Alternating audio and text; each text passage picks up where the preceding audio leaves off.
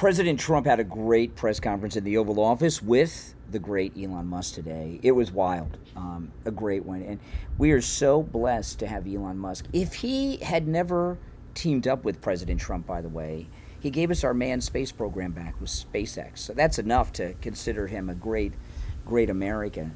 But, you know, President Trump's victory, we talk a lot about President Trump's victory and why did he win. And there's a lot of people that are responsible in different ways. But I'll tell you, one of the biggest turning points in the entire election cycle is really forgotten, and it's when Elon Musk bought Twitter and turned it into X. And if you remember what it was like when Twitter was run by these lefties, right? It was the era of cancel culture. If you had an opinion they didn't like, the liberals, that was it. It didn't get out there. And whatever happened on Twitter would spread to the mainstream media and the other social media platforms. The most well-known example is the laptop from hell, Hunter Biden's laptop. That was posted on Twitter by the New York Post. The leftists didn't like it. They shut it down on Twitter, and then it spread everywhere. And I mean, there's endless examples. And you got to wonder, you know, Trump's miraculous comeback, and it is a miraculous comeback. I mean, I still get so excited and get goosebumps every time I see President Trump speaking, either in the Oval Office or at a podium with the presidential seal in front of him, because he's president again. Him becoming president again is nothing short of a miracle. And it happened for many, many reasons. But one of those reasons is Elon Musk buying Twitter and turning it into X and making it a place where there's actual free speech, which we did not have.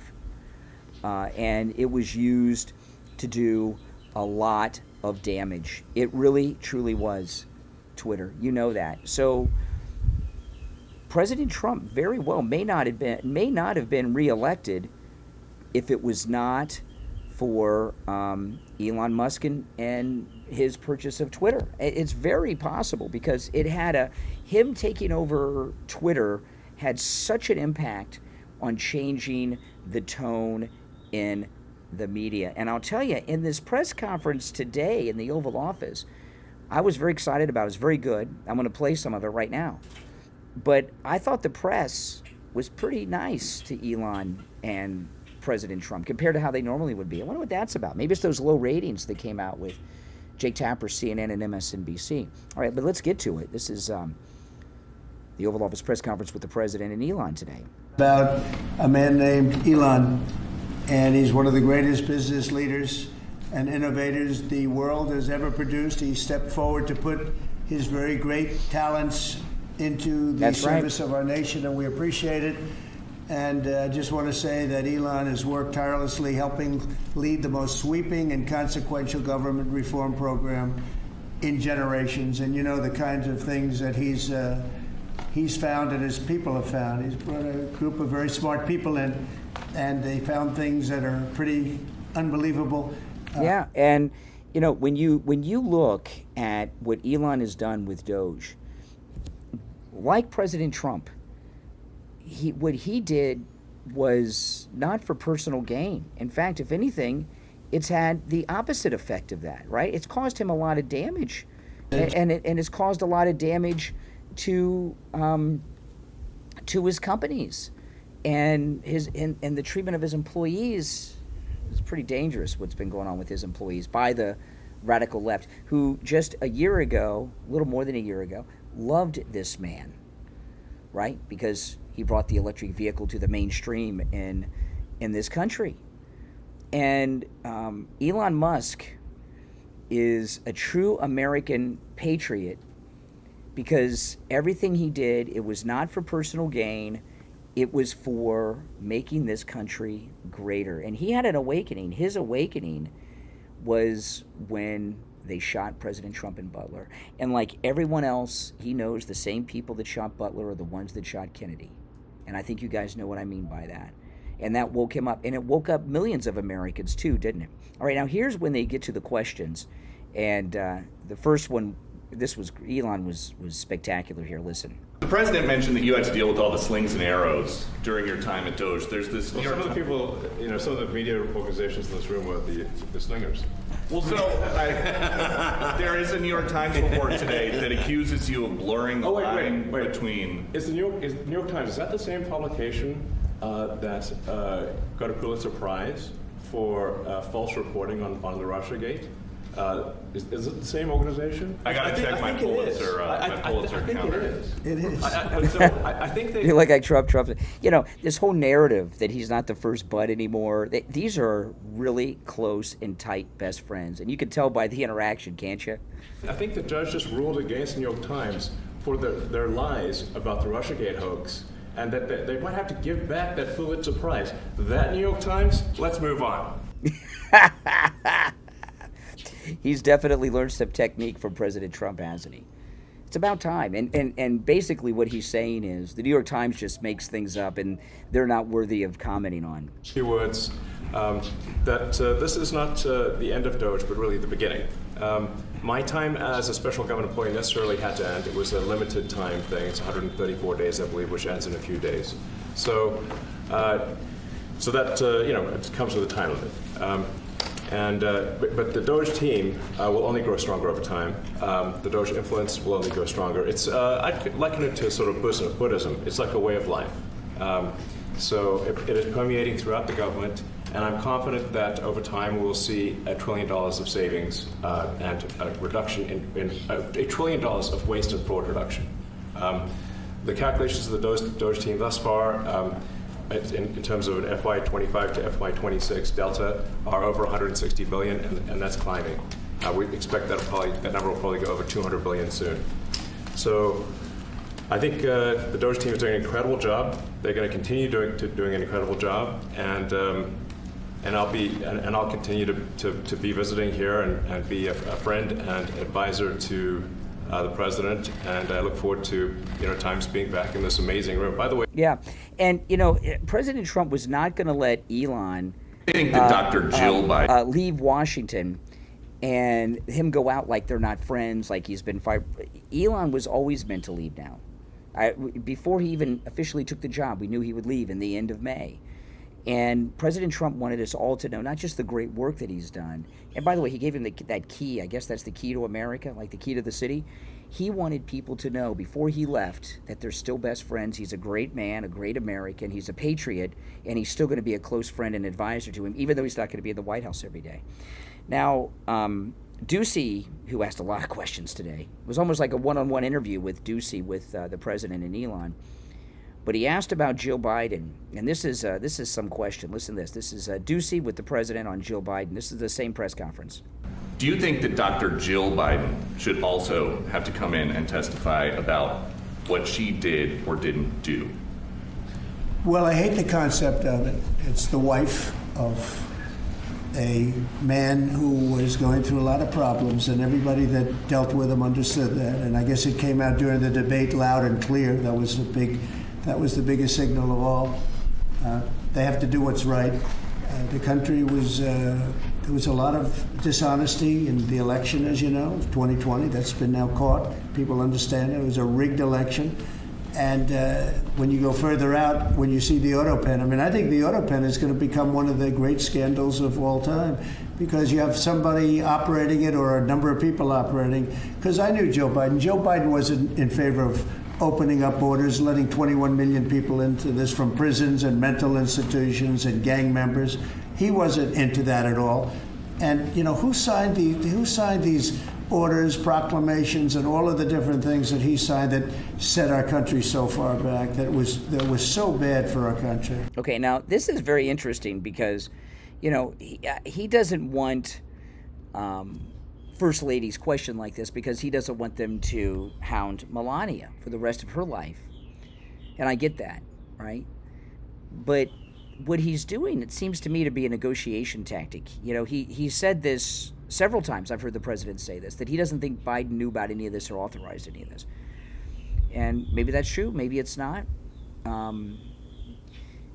But he's giving him an out to lay the blame on the subordinates. And he might do that.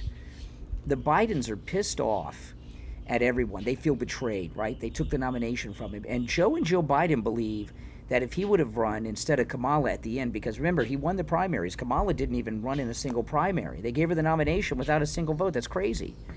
And both of the Bidens believe that Joe Biden would be in the White House right now if he would have run, if he would have been nominated after he won all the primaries. They feel completely betrayed by everyone they've known their whole life. So I don't think the Bidens would think twice about throwing these staffers under the bus that betrayed them. All right, back to the Trump-Elon press conference today. Well, they're very close to an agreement on Gaza, and we'll let you know about it during the day or maybe tomorrow. And we have a chance of that. And I think we have a chance of making a deal with Iran also. They don't want to be blown up. They would rather make a deal. And I think that could happen in the not-too-distant future. Now this is interesting because the general consensus that it appears that Trump and Netanyahu are not too friendly right now, right? That Trump's pissed off at Netanyahu, that he's bullying Netanyahu to not do anything, and really that Netanyahu's unpredictable and out of control is the perception. That could be a tactic that the president and Netanyahu are running together to scare Iran. Hey, I can't control Netanyahu anymore. I'm trying to control him. We got to make a deal. I can keep him from bombing you, but only for so long unless you make a deal, Iran. And when I heard this in the press conference today, it got me thinking about that. Now, if you're wondering if you hear any noise in the background, I'm not sure what you're hearing. It's a beautiful sunny day here in South Florida, and I decided I would podcast on my back porch, which I've not done for a long, long time, and it's the first time I've done this on the video podcast. Now, by the way, of course, the Brian Craig Show podcast is on all podcast platforms, and like it always has been for many, many years. But a couple weeks ago, I started offering on YouTube a video version of the podcast, which is what you are hearing now. I'm usually in my studio that I use in the morning on the radio, but today, because of the beautiful weather, I'm out here on the back porch with some of my cats, and I can hear a bunch of birds flying around making noises. All right, so let's get back to the president. Well, they're very close to an agreement on Gaza, and we'll let you know about it during the day or maybe tomorrow. And we have a chance of that. And I think we have a chance of making a deal with Iran also. They don't want to be blown up. They would rather make a deal. And I think that could happen in the not-too-distant future. That would be a great thing if we could have a deal without bombs being dropped all over the Middle East. That would be a very good thing. They can't have a nuclear weapon. We want them to be safe. We want them to have a very, very successful nation. Let it be a great nation, but we can't have them. They cannot have a nuclear weapon. It's very simple. And I think we're fairly close to a deal with Iran. Okay. I don't know what kind of deal you can make with Iran, but anything that avoids war right now, within reason, sounds like a pretty good thing, doesn't it? Absolutely. I think he's got Iran under control. Remember, there was that Israeli hostage that was being held by the Hamas terrorist that was kidnapped from the music festival, and he gave an interview. I played it earlier this week, and he said that Hamas, that they were afraid of Trump, that they wanted Kamala to win, and that they started treating him better as an Israeli hostage after President Trump was elected because they were afraid. So that's pretty good. Okay, here's President Trump talking about some of the court rulings. I mean, I was so honored that we got that ridiculous stay lifted, because that would have taken away presidential power. It would have taken away everything that was granted by the founders. It would have been a terrible thing. And it would have, most importantly, would have left us vulnerable. We have a lot of countries that use tariffs on us and use them viciously, viciously. And if we didn't have the power to use tariffs on them, and instantly, not when you go back to Congress and try and get hundreds of people to agree on something, that would take months to get just one simple proclamation. If we didn't have the power to counteract their powers, you wouldn't have a country left. We have to act fast. We have to be fast and nimble, as they say. And that was a really great moment, I think, yesterday when that stay was lifted. And hopefully now we'll go to court and just win that battle. Because if we don't have the power to do what they're doing to us, we are going to be a great nation no longer. Yeah. You know, this nonsense that's been going on with these judges overruling the President of the United States. I was talking to a caller this morning, and I was telling him, you know, when these judges interfere with the tariffs, the tariffs are foreign policy negotiations that the president is taking part in. And these judges, that they're undermining him, they're injecting themselves in international relations which they have no authority over. Another thing about it is that it's helping our enemies, right? I mean, these are, these tariffs are similar to when Reagan was having summit meetings with Gorbachev during the 80s. It's a similar concept, and I don't remember judges getting involved with Reagan's summit negotiations. The bill is a great bill. It's going to be... Obviously, he's talking about the big, beautiful bill here. The bill is a great bill. It's going to be jiggered around a little bit. It's going to be negotiated with the Senate, with the House. But the end result is it extends the Trump tax cuts. If it doesn't get approved, you'll have a 68% tax increase. You're going to go up 68%. That's a number that nobody's ever heard of before. You'll have a massive tax increase. If it does get approved, you'll have a large tax cut, the largest we've ever had. When you add the past tax cuts that we got you, the Trump tax, they call them the Trump tax cuts. It's an amazing bill. It does amazing things. With all of that, it's going to be adjusted a little bit over the next coming weeks, and I think it's going to be passed. The Republicans want to pass it. Yeah, I've been telling you guys, this is the largest tax cut in history, right? No tax on tips, no tax on overtime, the massive tax cut, $4,500 on Social Security for seniors, and extending the Trump tax cuts, the largest tax cut in history. And I'm telling you, the Democrats have not voiced much opposition to it, and they haven't because they can't. They've been exposed by Elon Musk and DOGE. They can't say the government needs this money after everything that Elon Musk has exposed. Here's President Trump talking about the deportations of these foreign students. What message do you like to send to international students?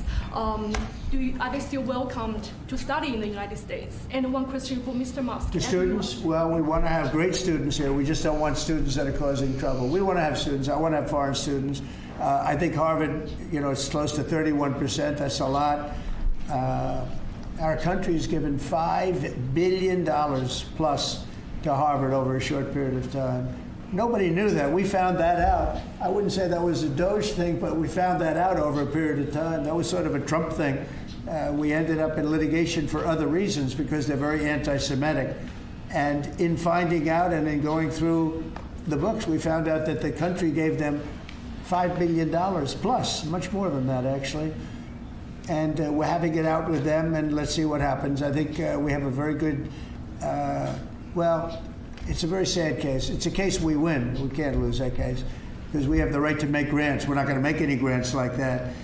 But I don't think Harvard's been acting very nicely. I think Columbia wants to get to the bottom of the problem. They've acted very well. And there are other institutions, too, that are acting, but Harvard's trying to be a big shot. Yeah. I mean, these foreign students are spies, many of them. They're spies. Not just that. A lot of them are agitators.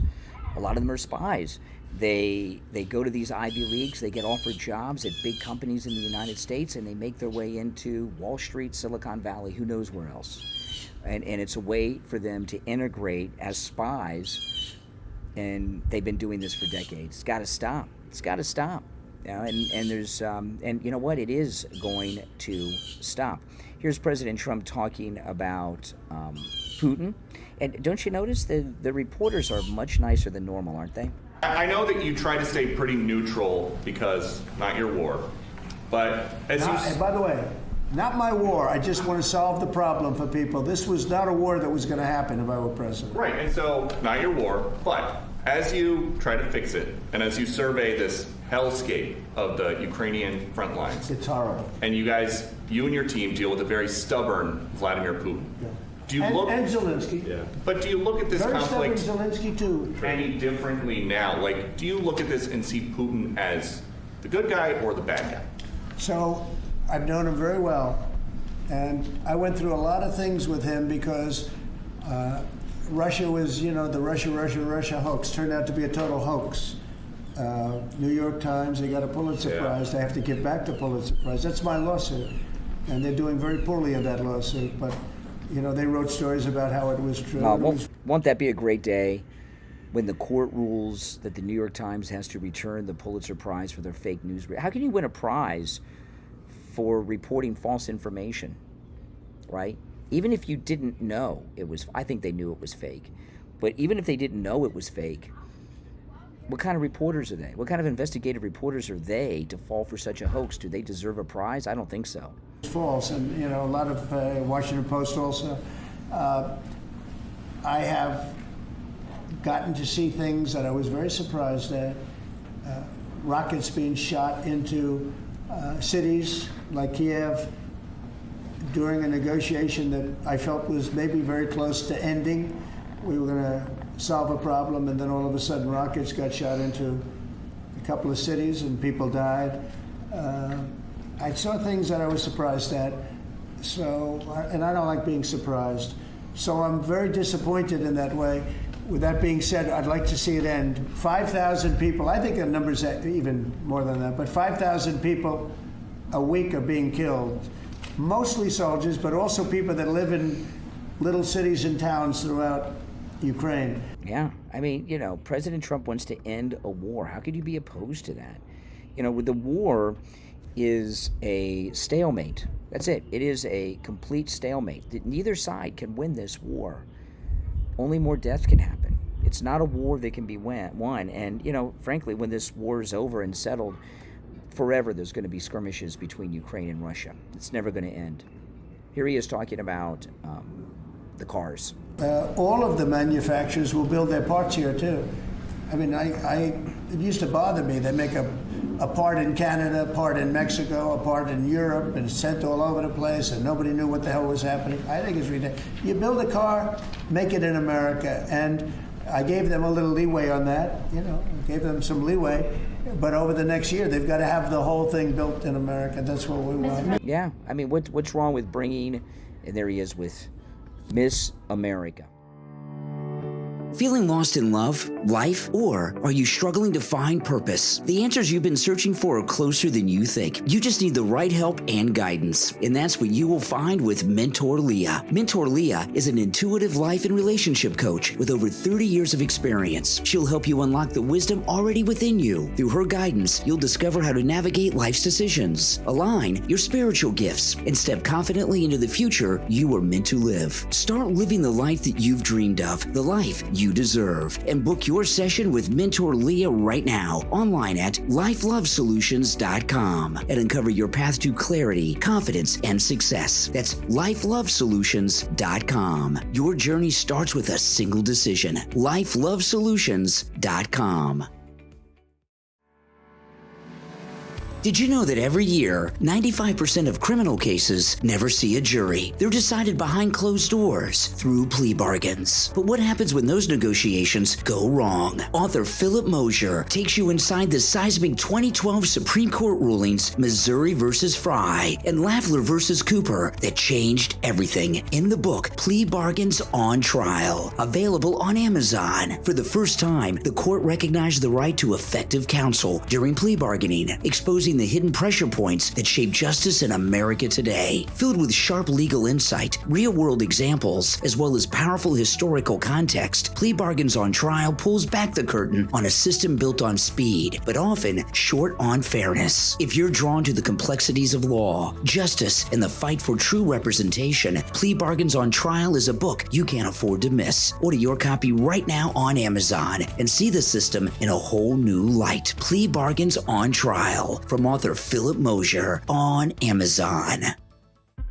If you're in business, you know that first impressions are crucial. Your business deserves a website that stands out. With nearly 20 years of experience, ProWeaver is your trusted partner for professional custom design websites that are built to elevate your brand. ProWeaver doesn't use generic templates, just fully responsive, user-friendly custom websites that are tailored to you and the needs of your business. And the best part, ProWeaver delivers in just 3 to 5 days. That's lightning speed compared to competitors who take weeks. ProWeaver Weaver handles everything for you. Logo design to e-commerce solutions, SEO, and social media setup. They'll help you launch, grow, and dominate online, all at an affordable price. Don't wait. Get your custom website right now. Visit ProWeaver.com or call them directly toll-free 877-216-0852. 877-216-0852. ProWeaver.com. Affordable, dependable, fast.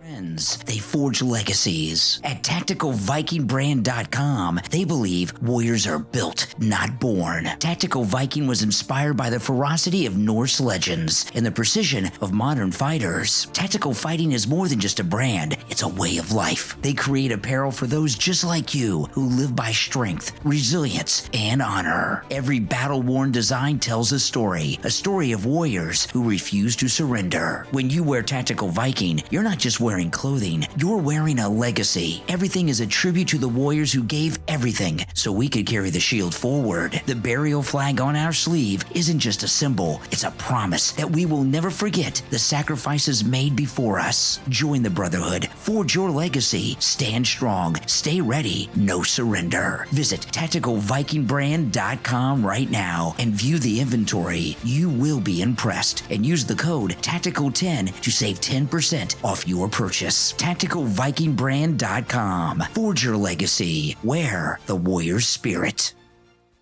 It's absolutely amazing how mainstream Laura Loomer has become lately. Have you noticed this? There is not a day that has gone by in the last, 2, maybe 3 weeks, that a mainstream publication does not have a story on what Loomer is saying should be done about something. And this is absolutely amazing. Even yesterday, Meghan McCain was saying that President Trump should hire Laura Loomer to vet these foreign students. Now, look at this. This is in Newsmax.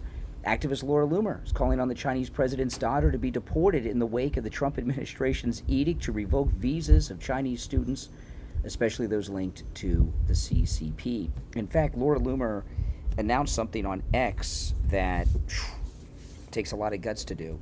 She's talking about trying to get an interview with the daughter. That means go to wherever she is and get an interview with her. You know, these universities are really spy schools. We've been calling them liberal indoctrination centers. They're that too, but they're also spy schools. You know, if you have one of these Ivy League degrees, and I'm sure it's true with all of them, not just Harvard, Yale, Princeton, Columbia, there's others, but those are the big ones. That is the golden ticket to every aspect of American society. You have a degree, no matter what it could be in basket weaving from Harvard, you're set. That Harvard degree, Yale, Princeton, Columbia. Harvard's the big one, Yale number 2, then Princeton and Columbia. But you have those degrees, you write your own ticket. And I have no doubt in my mind that these are ways that they're infiltrating into our country, spies. When we were growing up and they had the Cold War with the Soviets, they would talk about how in the Soviet Union they had these spy schools where they raised kids in these towns that looked like American towns, but they were in Russia. Now they just send them to one of these Ivy League schools. They go there for 4-6 years, maybe go to graduate school, maybe even longer to get a PhD, and they learn our ways, they learn our culture, they get Americanized, and then boom, they get a job with a big company, and that's it. So what President Trump is doing is right on the money, and Laura Loomer taking the lead against the Chinese president's daughter, it's a very dangerous move she's doing. I mean, she's very tough and completely fearless, and what she's doing, well, it is dangerous. I mean, there's no getting around that. The CCP, they don't play, and the daughter, she's not just here on her own. She has a security detail of the Chinese guards, and those guys, they don't play. Now, if you'd like to support the program, become a Patreon supporter. If you're a Patreon supporter, you have access to commercial-free editions of each and every podcast episode. And since I have upgraded the podcast to have a video version of the Brian Craig Show podcast, the audio version's still on all the podcast platforms, guys. But on YouTube and YouTube Music, I upload the video version.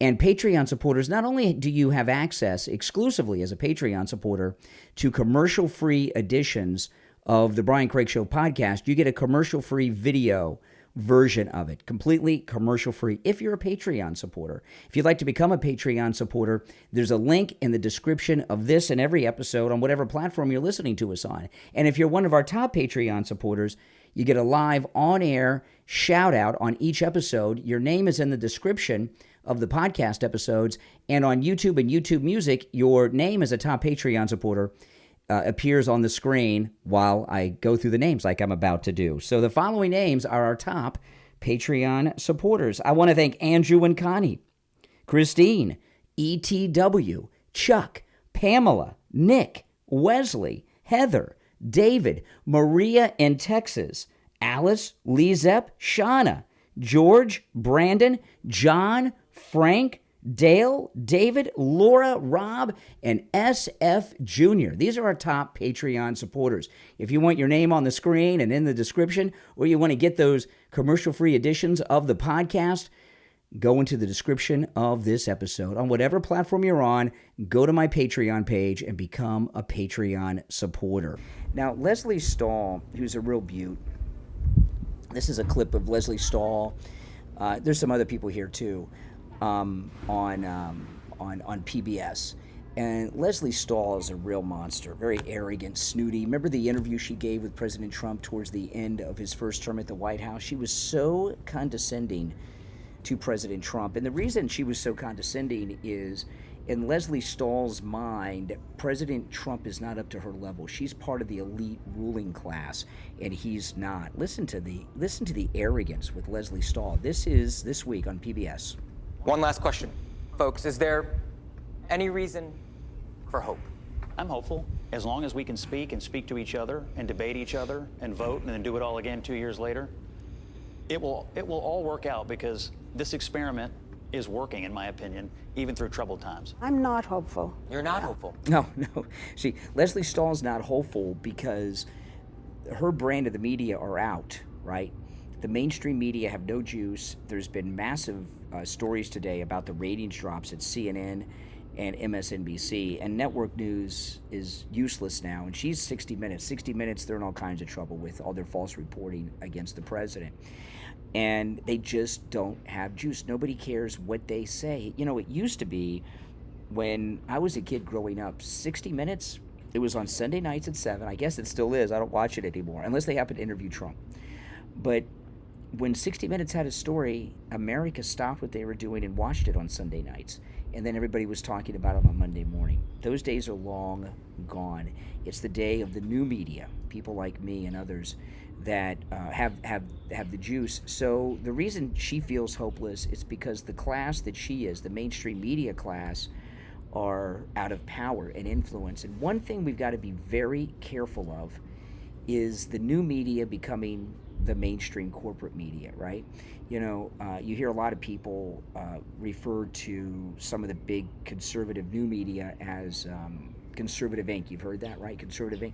We got to be very careful, because they could very easily, and there's already been some places where it's happened, turn the new media into what the networks became. Anyway, let's get back to Lesley Stahl.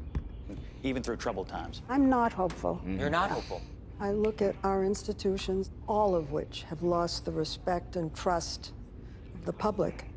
I worry about the future of democracy, obviously. The future of democracy. See, Trump won, her friends lost, so democracy doesn't exist anymore. There's only democracy if the ruling elite have their person in power, their puppet in power.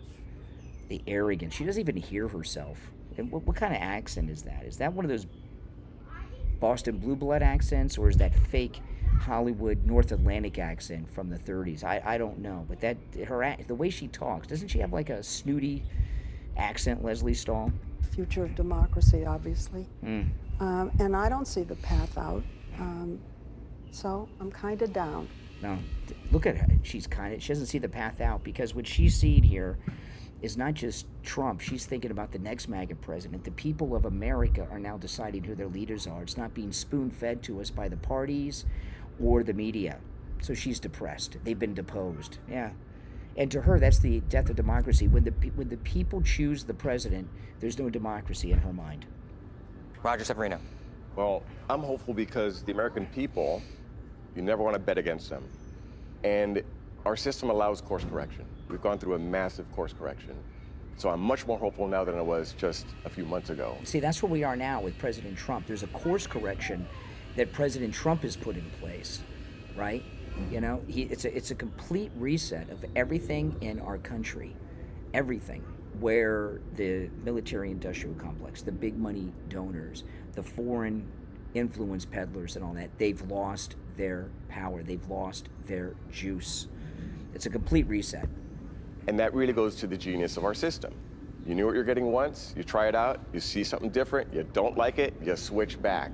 What really gives the fundamental hope for us being able to go through all these problems, still go home as Americans united, because we know our democracy is what holds us together.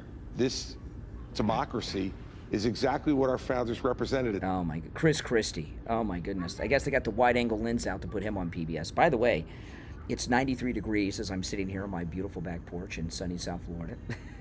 I can hear the kids next door in the swimming pool.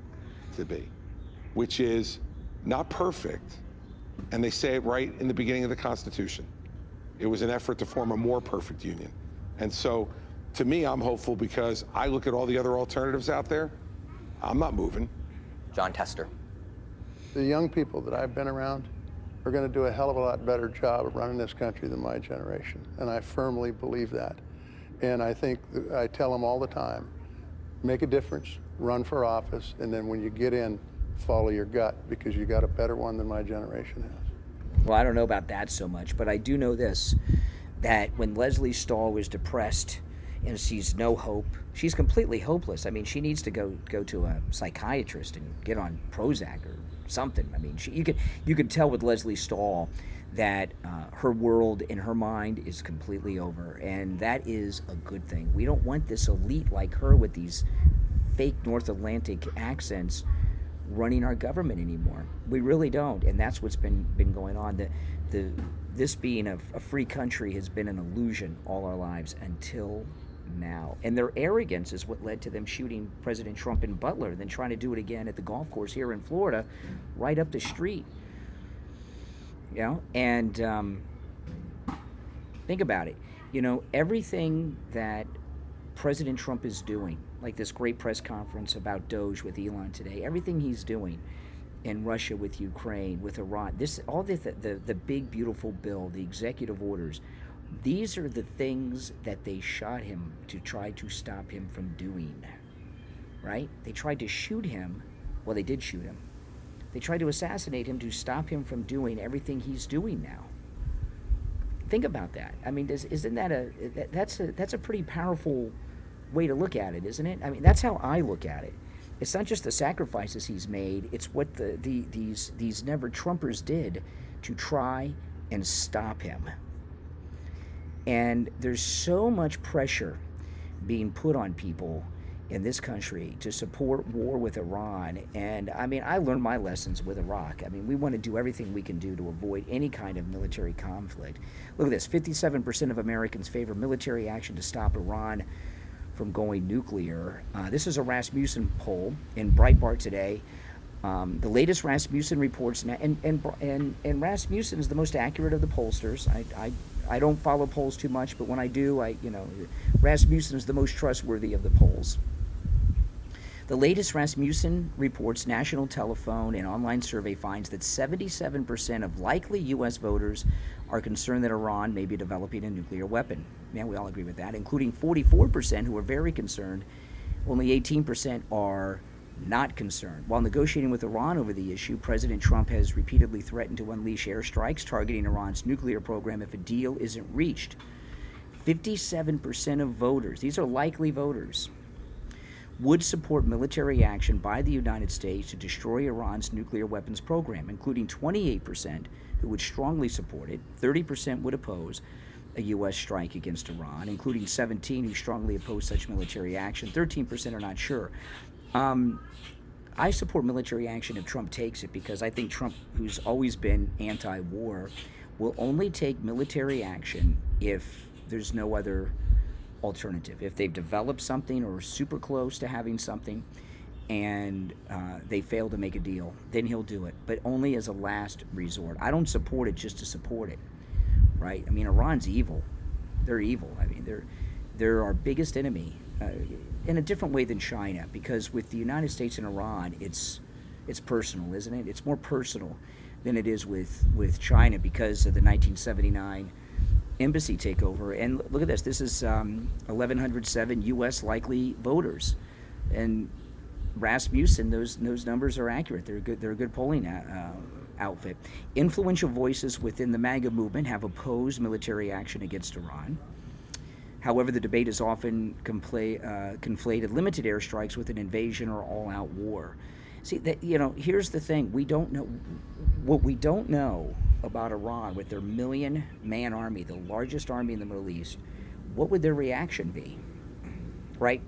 If we take out their nuclear facilities, would they just suck it up? I mean, not only do they have a 1 million-man army, they control all of the global Islamic terrorism that's all over the planet. So would they unleash that? What would their reaction be? Would they unleash a global terror spree? Would they take their army and start invading? Would they attack? It's an unknown. It's very dangerous. President Trump said Wednesday he told Netanyahu, who is in favor of airstrikes, not to launch military action while the United States is still negotiating with the Iranian regime. The terms of the negotiation have not been confirmed, but early reports suggest that the deal could be similar to and perhaps even weaker than the Iran deal reached by Obama in 2015. Well, we'll see soon enough, won't we? I always will say, hey, listen, President Trump, you got to you're either with Trump or you're not. You either trust Trump or you don't. Whatever decision Trump makes will be the best decision. I trust him, and I think most of you do as well. Now, great ruling by the Supreme Court today. The Supreme Court has ruled to allow Trump to revoke the legal status granted by Biden to 500,000 immigrants. This is huge. This is MSNBC reporting right after the story broke out of the Supreme Court.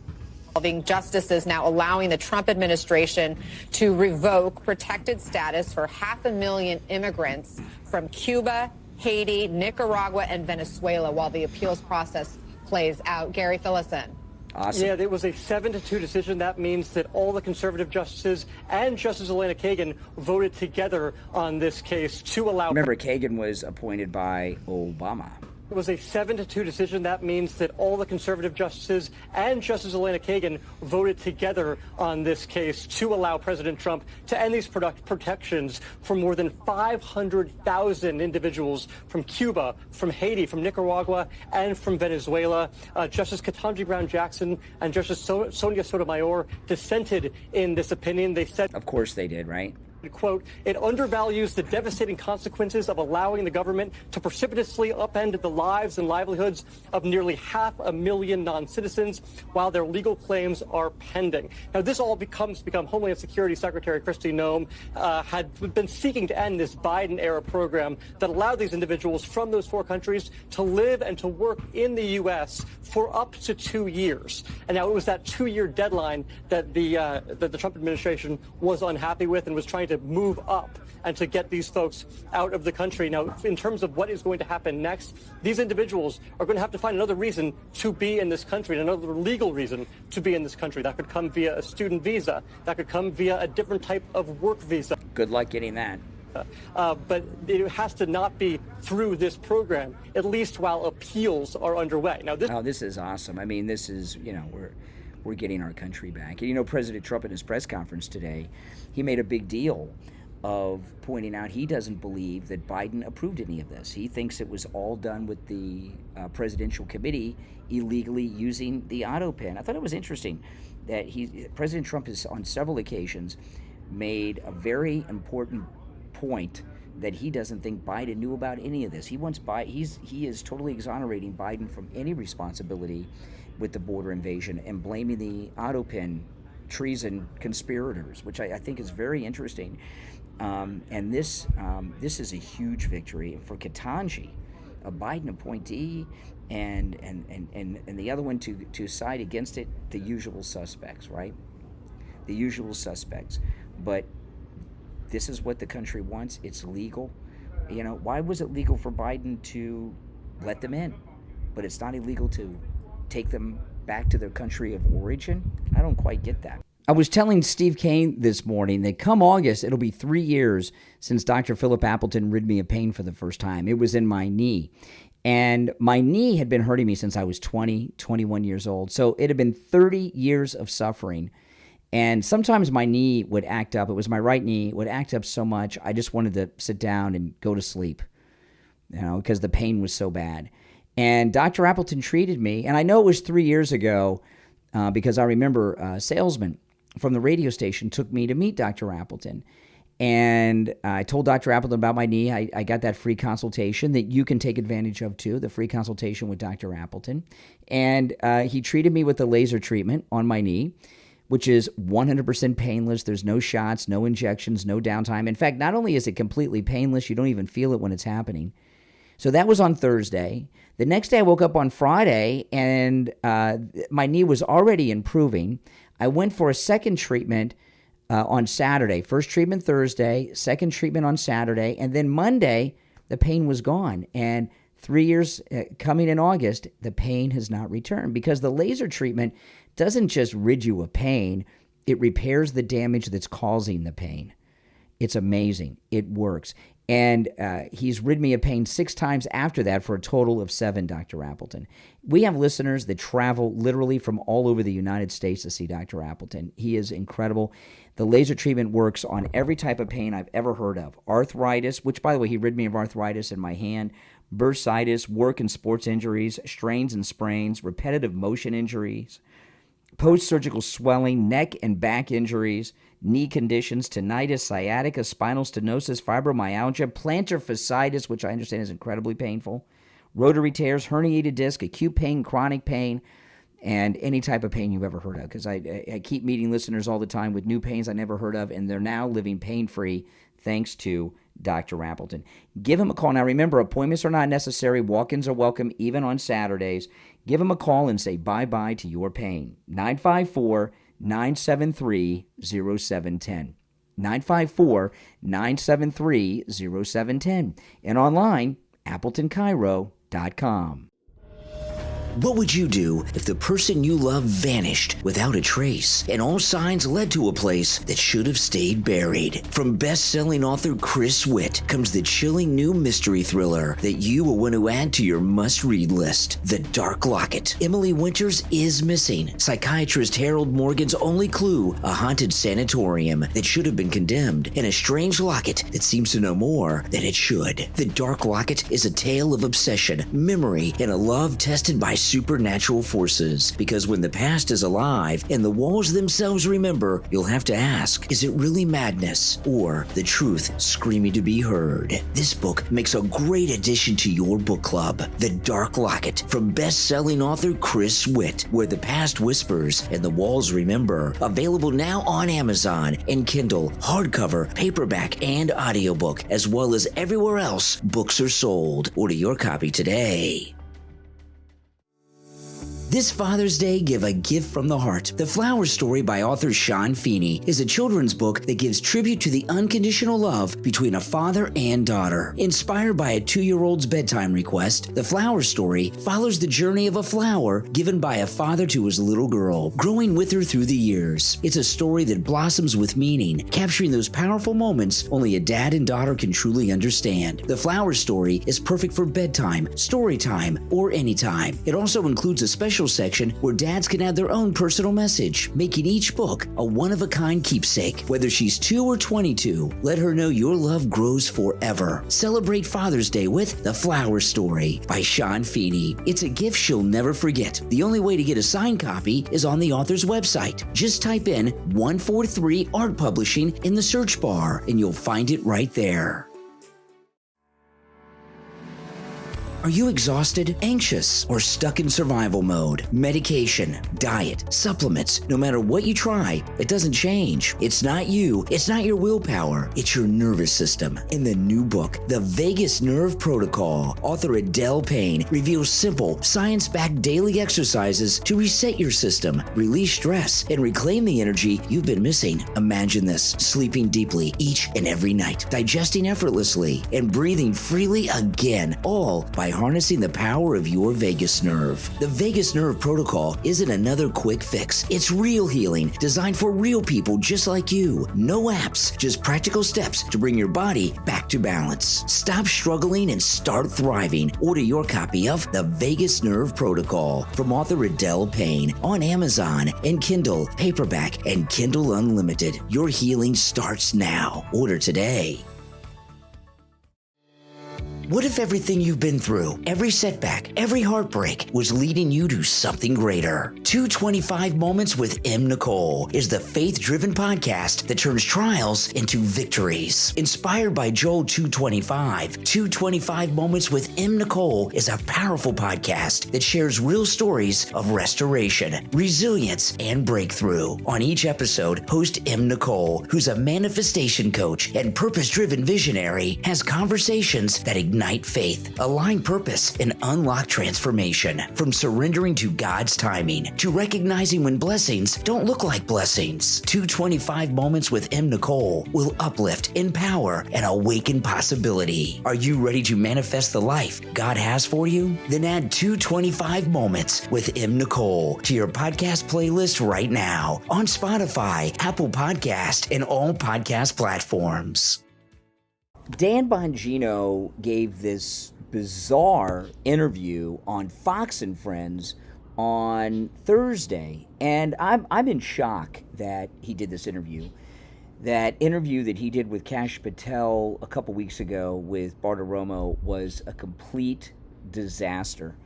Just a complete disaster. There's no getting around it. And then the night before this interview on Fox and Friends with Bongino, Kash Patel was on with Bret Baier. And I only have one clip I'm going to play of Bongino here, but it was a very strange interview.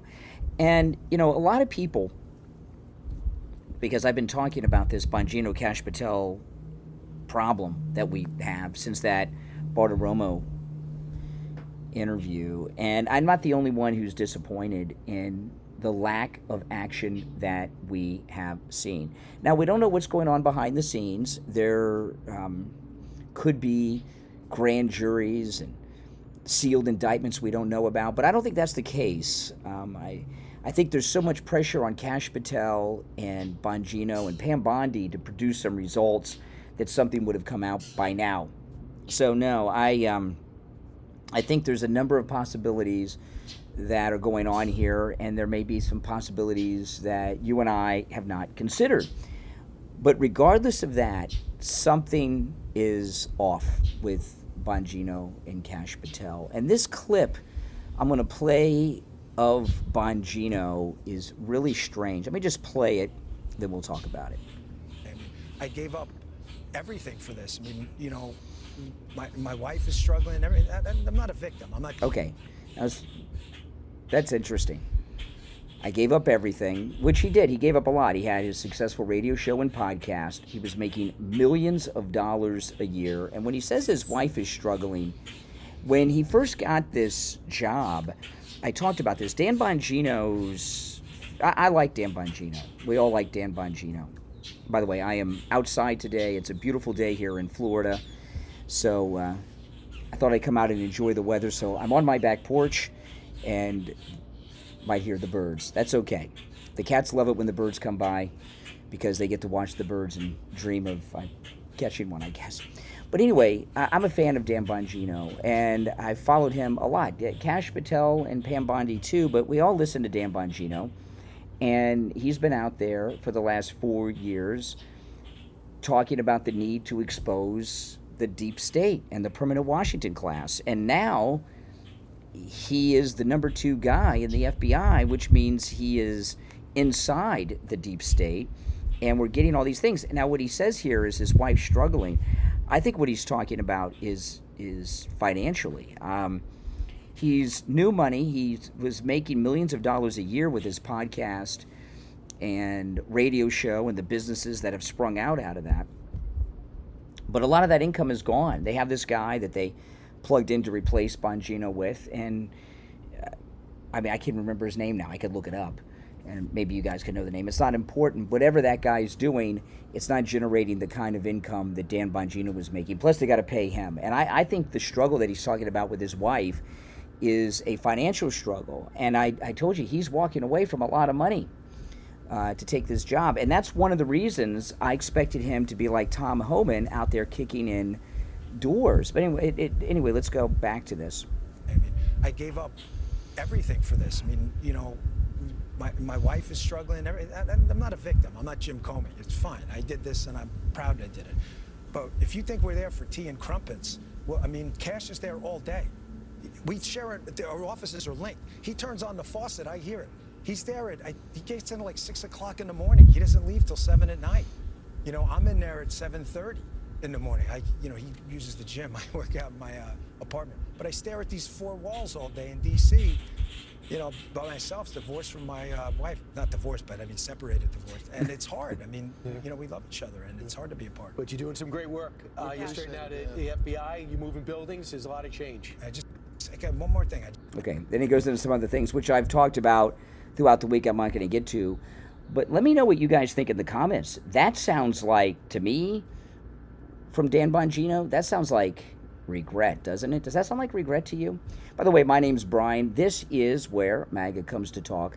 Thanks for tuning in. And make sure you follow and subscribe on whatever platform you're listening to me on. That sounds like quite a bit of regret to me. Now, that regret could be out of the frustration that he's there and he's not been able to do something that he wanted to do. But to me, it seems like a little bit more than that. It just, I think he's really sorry he took the job. He either can't do what he wants to do, it's impossible.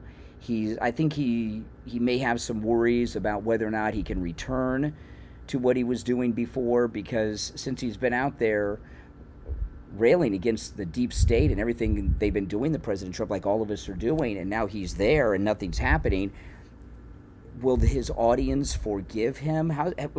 Without any big-time lawfare arrest, will he be able to return to the show that he had before and still have the audience? How can he go out and say, we have to go after this person, go after that, and uncover this, when he was there and he didn't do it? Now, again, we're new into this, and Kash Patel and Dan Bongino could start doing all kinds of arrests, and all this will be forgotten, and I will be very excited to get on the air and say, I was wrong, they're doing a great job.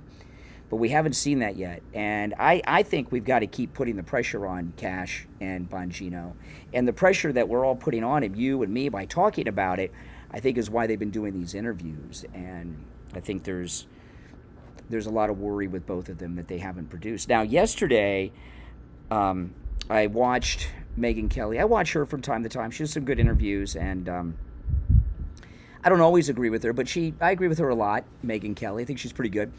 And she had Glenn Greenwald on, and what she did with Glenn Greenwald was, she talked about a bunch of things in the news this week, but she did a big breakdown on the Kash Patel interview with Bret Baier and the Bongino interview on Fox and Friends on Thursday. And her and Glenn Greenwald just ripped Kash and Bongino apart, and they were, you think I've been rough on them, they were really rough. And Glenn Greenwald actually made some really good points that were a defense of Kash Patel and Bongino. And he said, when people like this get into these jobs, they get there and he said they look scared, and there's a lot of powerful people putting pressure on you, and you want to get these things done, and they either threaten you or they pull you aside and they obstruct, and you all of a sudden find out that you can't do these things. That was Glenn Greenwald with Megyn Kelly, and if you missed that, go and look it up. It's on her YouTube channel. It was very interesting. I watched the whole thing. And then a little while ago, today, this comes out about Glenn Greenwald, and Glenn Greenwald has been around for a long time. And all of a sudden, there's a sex tape scandal with him, and this is a really embarrassing one. This is in the Daily Mail. Famous journalist Glenn Greenwald, who was just on talking about Epstein and Bongino and Cash with Megyn Kelly yesterday, the same guy, the next day. Famous journalist Glenn Greenwald, mired in sex tape scandal that he says was released by political enemies. He has responded to this, and that is in the article here. Journalist Glenn Greenwald has hit out at his political enemies after sex tapes involving him were circulated on social media. In a post to X on Friday morning, Greenwald said the clips were published without his knowledge or consent on Thursday evening. The 58-year-old, who was a lawyer, added that the leaking of the videos was done so by political enemies to advance a political agenda. The Pulitzer Prize-winning journalist said, "Last night's videos were released online depicting behavior in my private life. Some were distorted, some were not. They were published without my knowledge or consent, and its publication was therefore criminal. Though we do not know yet exactly who is responsible, we are close to knowing. And the motive was a maliciously political one. As for the content of the videos, I have no embarrassment or regret about them." And I did see on X some of this. I'm not going to show it here, but I saw some of this on X, and I'd be embarrassed. I mean, I'd be humiliated if that were me. He says, "I have no embarrassment or regret about them. The videos depict consenting adults engaged in intimate actions in their private lives. They all displayed fully consensual behavior harming nobody." This is Glenn Greenwald's statement on X today about it, okay? "Obviously, it can be uncomfortable and unpleasant when your private behavior is made public against your will. That's why the behavior is private in the first place. But the only wrongdoing here is the criminal and malicious publication of the videos in an attempt to malign perceived political enemies and advance a political agenda." See, here's his statement's pretty long. "Others are, of course, free to," this is still Greenwald's statement, "others are, of course, free to form their own judgments, and some are prone to do about others' private lives. It won't change my work. I will continue to call out the many prongs of my journalism and pursue the causes important to me exactly as before." Greenwald, an openly gay man, gained recognition for his work with The Guardian before he co-founded The Intercept. He was married to a Brazilian politician who died in 2023. Since sharing his statement, his post has been inundated with comments of support for him. One person said, "You have my unwavering support. Don't stop telling the truth. I'm sorry this is happening to you. I won't be watching anything depicting your private life which was released without your permission. I hope others will choose to do the same. This could happen to any of us speaking truth to power. We must stand together. Thank you for decades of integrity, hard work, and personal risk to uncover and expose the truth." They're pretty embarrassing, and it's so embarrassing. It's the kind of stuff that you really, I think, in a lot of ways, would have a hard time coming back from. That things are that embarrassing. I do feel bad for him, but if these videos and things that are out there are true, judgment, with the internet, putting yourself in a position to have yourself recorded like that when you're a public person who's calling out the man and calling out the deep state and everything, it's not the smartest of moves. Now, if you're in the state of Florida and you need roof repair or replacement, you want to call Tom Laporta at Laporta Roofing. He's a good MAGA guy. He'll take good care of you. He'll never sell you a roof you do not need, meaning that if you need just a simple repair, he'll do it. He covers the entire state of Florida, the East Coast, the West Coast, and everywhere in between. And did you know that Tom Laporta was voted one of the best general contractors and best roofers in all of South Florida? That is absolutely amazing. He's honest, he's knowledgeable, he's reliable, and he does incredible work. I've seen his work, not just on Steve Kane's house, but many of our listeners have told me about the great work that Tom Laporta has done for every type of structure. We actually had a listener that had a church roof. They call Tom Laporta about. Now remember, because Tom Laporta isn't just a roofer, he's also a general contractor. Florida law allows him to deal directly with your insurance company for the cost of the repair or the replacement of your roof. He can handle a job of any size, and he can also handle any type of roofing job. Residential roofing and repair, commercial roofs, schools, municipal buildings, office buildings, emergency repairs. You know, after rainstorms and hurricanes, we have a lot of listeners, they call Tom Laporta. He comes right out. He takes care of it. Give him a call. Now, this number rings directly to Tom Laporta's cell phone, okay?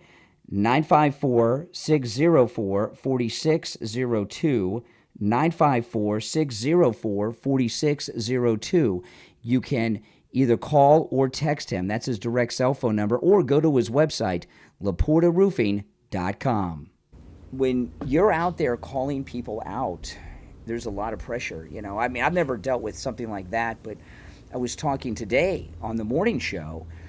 If you've noticed in the last week, there has been from callers, some longtime callers to the program, some are people I've never heard call me before.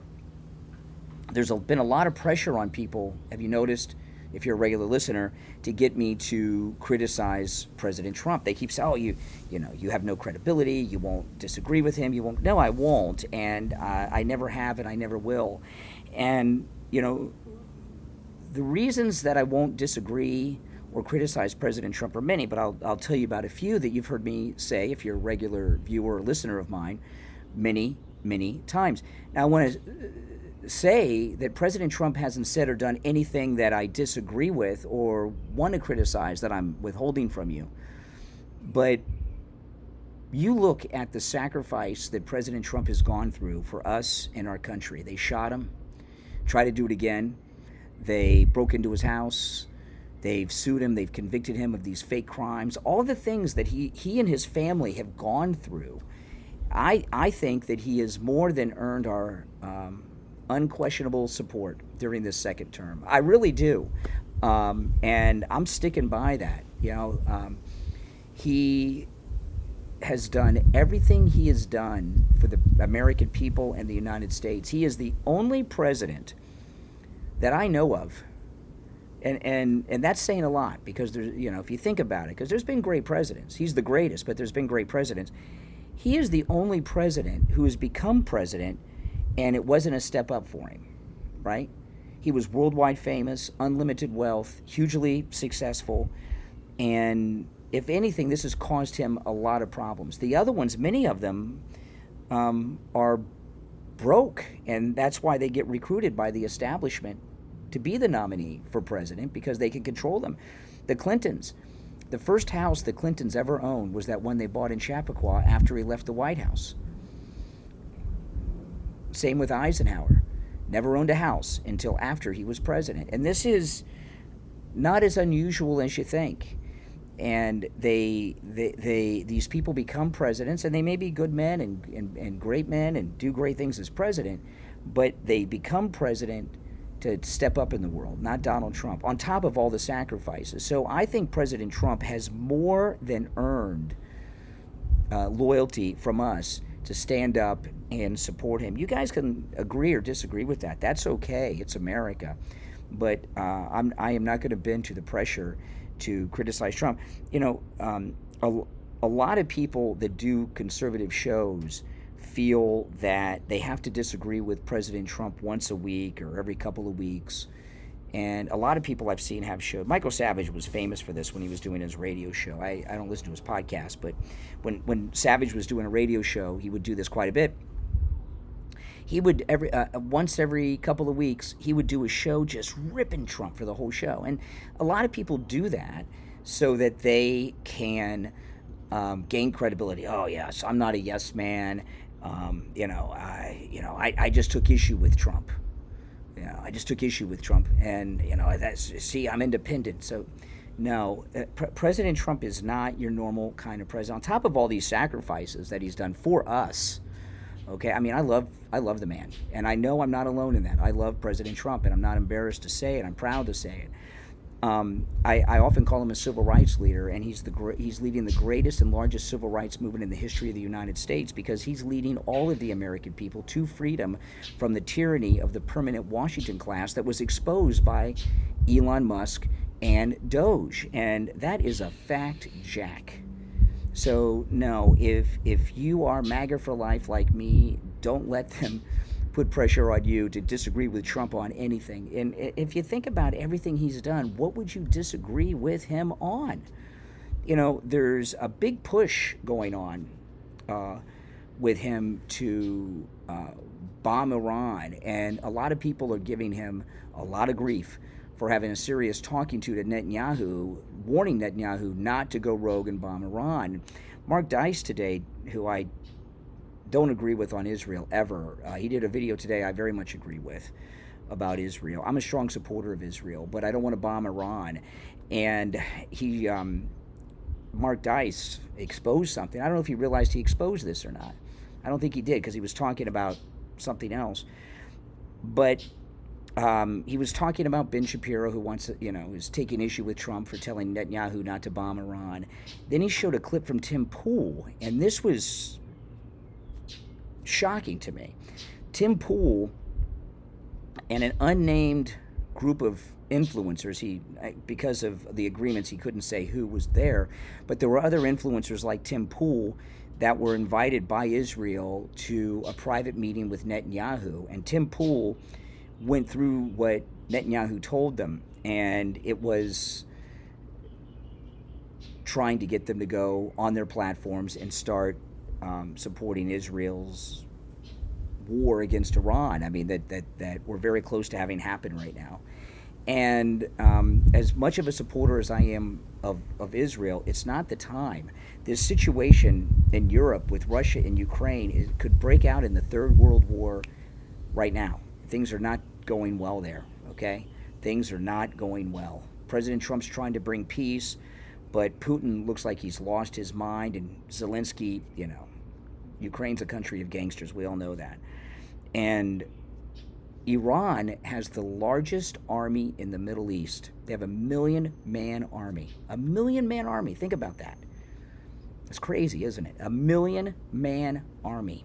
Plus, they have hundreds of thousands of police officers that can take up military roles if they have to in an emergency. And, I mean, have we not learned anything from Afghanistan and Iraq? When we went into Afghanistan, that war was going to last 1 to 2 months. When we went into Iraq, that was going to last, 3 weeks, 6 weeks as well. And look, 20 years of war. And you go into a country with 1 million-man army, that has since 1979 been brainwashing its people. No, that could be World War III, at a level that we don't even want to deal with. So it's not the time to deal. Now Iran cannot be allowed to get a nuclear weapon. If they develop a nuclear weapon that's capable, President Trump will take them out. But if he's not taking them out, they don't have the weapon. It's not the time. And it's very concerning to me and I am such a supporter of Israel, guys. But it's concerning to me that Netanyahu and the Israeli government are bringing influencers into private meetings, and a lot of these influencers aren't that sharp, let's face it, but they have large followings, and getting them to support military action against Iran. It also shows you that the new media, right? These groups and organizations, they're not targeting the nightly news anymore. They're not targeting the cable news. They're going after YouTubers and TikTokers and other influencers, podcasters. So it also makes me wonder, if Israel's doing this, what other special interests are going after this same group of people? My name's Brian Craig. This is where MAGA comes to talk. Thanks for listening, and I'll talk to you next time.